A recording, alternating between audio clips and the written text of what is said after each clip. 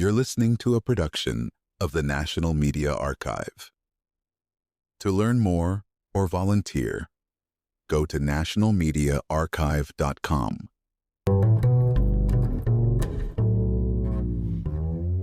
Once upon a time, being working class or middle class meant something concrete: job security, a pension, maybe a path to home ownership.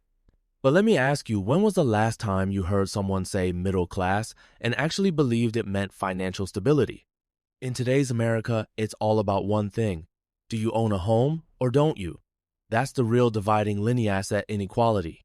The technical term here is housing wealth stratification, and it's turning the traditional class system on its head. Now, you might be thinking, well, what about income? But the fact is, for most people, the house they live in statistically earns more than they do. That's not just a rhetorical flourish, it's a data-driven reality. So, what does this mean for the so-called American dream? Let's dig in. Let's talk about the fantasy of the great wealth transfer. The idea that when baby boomers pass on, their homes will flood the market and young people will finally get a shot. Sounds plausible, right?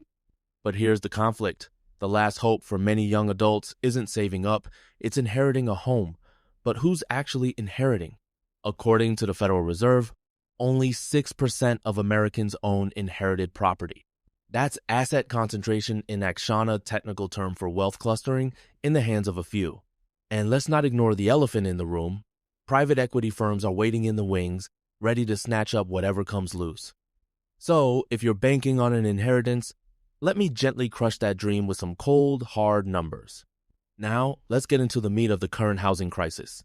If you're trying to buy a home right now, you're facing a tag team of challenges: record high interest rates and record high home prices.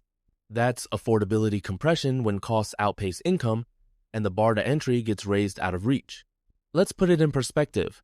The average 30-year mortgage rate has more than doubled since 2020, and home prices in major metros have climbed over 40% in the last decade.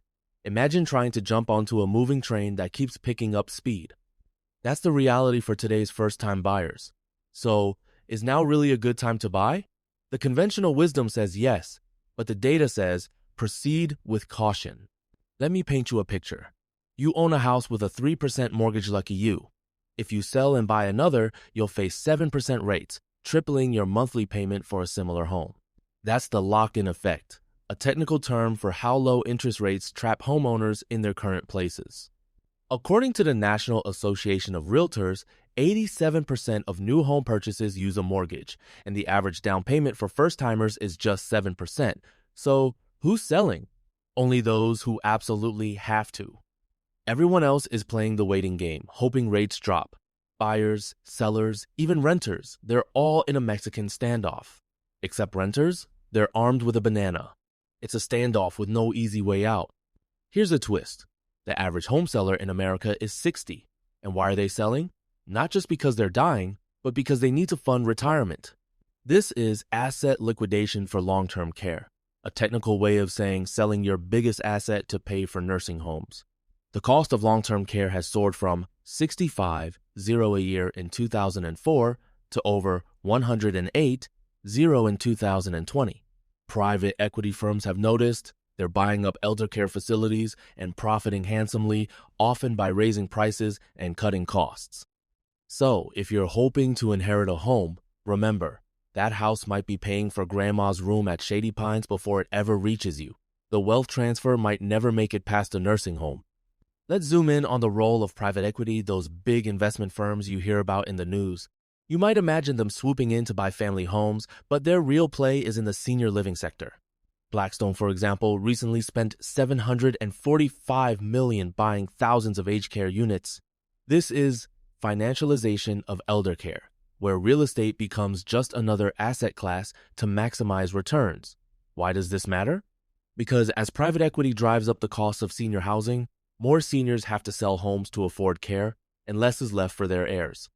So even if you're not directly competing with Blackstone for a starter home, you're still feeling the effects of their investment strategies. The game is rigged at every level. Now, you might be thinking, what about those new low down payment loans? Aren't they supposed to help first-time buyers? Good question. Banks and non-bank lenders are rolling out products that let you buy a house with as little as 1.3% down. But here's the conflict. These products move the financial bottleneck from saving for a down payment to struggling with monthly repayments. It's called payment shock when buyers get in over their heads with loans they can't sustain. The average down payment for first-timers is now just 7%, but the real winners are property owners who sell at inflated prices. The cycle continues. Easy credit pushes prices up, and new buyers bear the burden. Is this really help, or just a new way to keep the market hot? Let's talk about the growing concentration of property wealth. According to the Federal Reserve Survey of Consumer Finances, only 3% of Americans live in a home they inherited, and 6% own any inherited property at all. Meanwhile, a small group of multi-property owners is growing. This is asset concentration, a fancy term for the rich getting richer. So, who's benefiting? Often, it's already affluent families consolidating holdings, sometimes even draining their own retirement savings to prop up adult children. If you're not in the top slice, the odds are stacked against you. The conflict is clear. As the pie gets bigger, fewer people get a slice. Is this the future of homeownership, fewer owners, more renters, and growing inequality? Let me tell you a story about geography's cruel logic. Many homes left behind by boomers are in retirement hotspots, think Florida, Arizona, or rural counties with more deaths than births. But ask yourself, do these places have what young buyers want? Jobs, schools, opportunity? According to Harvard's State of the Nation's Housing Report, the answer is usually no. Institutional investors jump in to buy up affordable homes in the Sun Belt, but they're not living there, they're renting them out. The technical term here is spatial mismatch, where available housing doesn't line up with demand. So, even when homes do hit the market, they're often in the wrong place, at the wrong time, for the wrong buyers. It's a cruel game of musical chairs. Now, you hear a lot about institutional investors' private equity, hedge funds buying up single-family homes. Is this overblown? Well, yes and no. Nationally, they accounted for about 13% of all home sales in 2021, but in some Sunbelt counties, it's much higher. This is called market share concentration. They're not the whole story, but where they play, they move prices and squeeze out first-time buyers. But here's the kicker.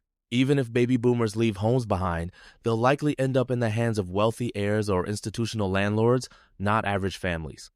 So, if you were hoping for a boomer-fueled housing bonanza, the data says, don't hold your breath. The rules of the game have shifted, and the winners are already at the table. So, where does this leave us? With homeownership slipping out of reach, it's no wonder more people are falling for get-rich-quick schemes and housing scams than ever. It's a classic case of financial desperation, where hope becomes a marketable commodity. But here's the resolution. Knowledge is power. If you want to beat the system, you have to understand how money works, how wealth moves, and where your opportunities really lie. Think critically, ask questions, and don't fall for easy answers. The housing market might not be fair, but you can still make smart moves. If you want to keep learning, check out my newsletter and stay tuned for more deep dives. The only way out of the maze is to see the walls clearly.